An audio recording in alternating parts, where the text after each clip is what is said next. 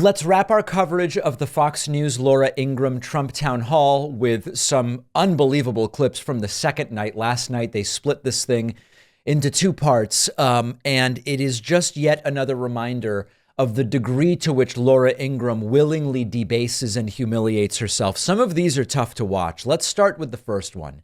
Let me give you the real question, and then I'm going to play for you how Laura Ingraham carefully tiptoes around it.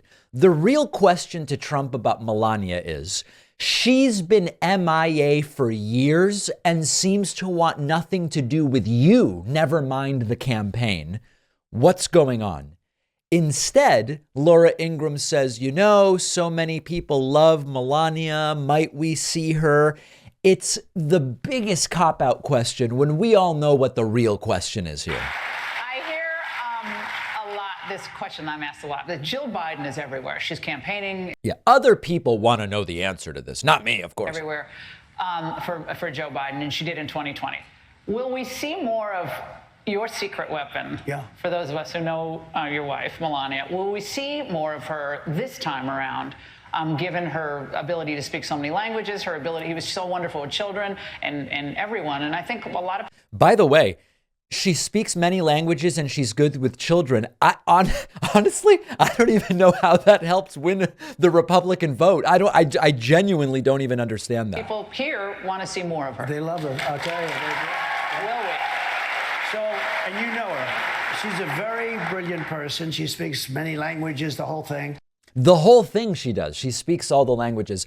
Laura Ingraham is terrified to ask the real question, which is, why hasn't Melania been at a single campaign event? Why are you photographed with other women every other night at Mar-a-Lago? Why does she seem to want nothing to do with you and reportedly renegotiated a prenup in order to even stay with you, was one report. Anyway, Laura Ingraham just completely and totally pathetic. At another moment in part two of the town hall, Trump promises to bring very powerful crime to Washington, D.C. And, there's two possibilities, right? He's really promising to bring crime to D.C., which I don't think is what he's actually saying. Or he doesn't know what the hell he's talking about. No, we're going to take over Washington, D.C. We're going to federalize. We're going to have very powerful crime. And you're going to be proud of it again.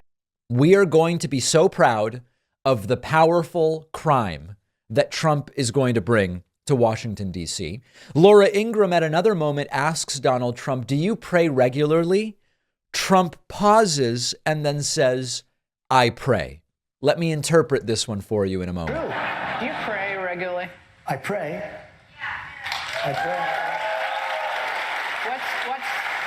If you don't mind me asking, because I know this is a very faith-filled audience here, and I know there are people across the globe pray for you. Every question Laura has to justify because she knows Trump hates these questions. She knows Trump hates where the F is Melania. So instead she goes, people they love her so much because she speaks so many languages and she's so good with kids.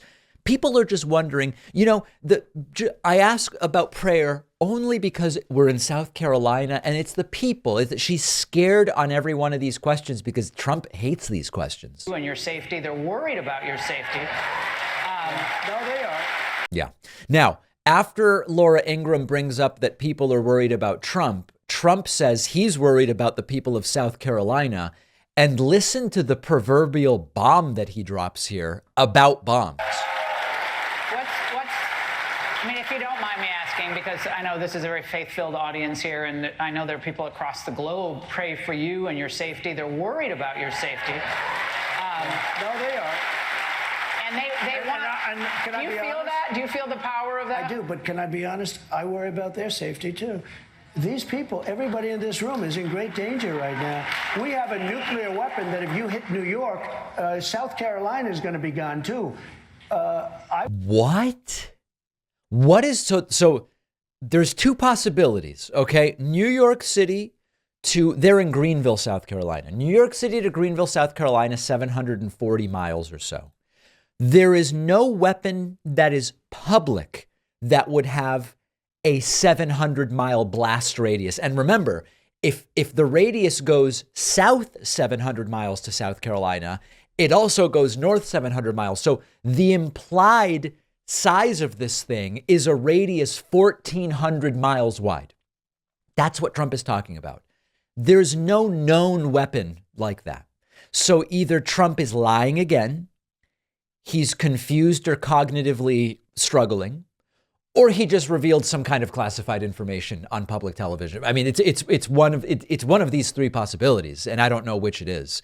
And then lastly, the final suck-up question of the night. Laura Ingraham says to Trump, "You're so funny. You're so funny. What about using comedy more so people will like you?" Extremely funny. I mean, you have a fantastic sense of humor. People who, don't know you personally sometimes don't see that because you're facing very serious challenges and a very serious election. Right. How might you showcase your sense of humor during this campaign for, those people who might not be all that into politics? Yeah. I don't think I want to be a comedian with respect to extreme. Trump did not like a lot of these questions, and the answers are pathetic. We're not even going to get into the question and answer period with the audience, quite frankly, because I don't think I could tolerate it. It's so nauseating. I don't think I could tolerate it. But we have to remember, you win elections by meeting voters where they are, not where you would like them to be. A lot of this is where South Carolina voters are. And let's put it this way. I don't think South Carolina is looking great for Joe Biden. I think that's the bottom line on this one.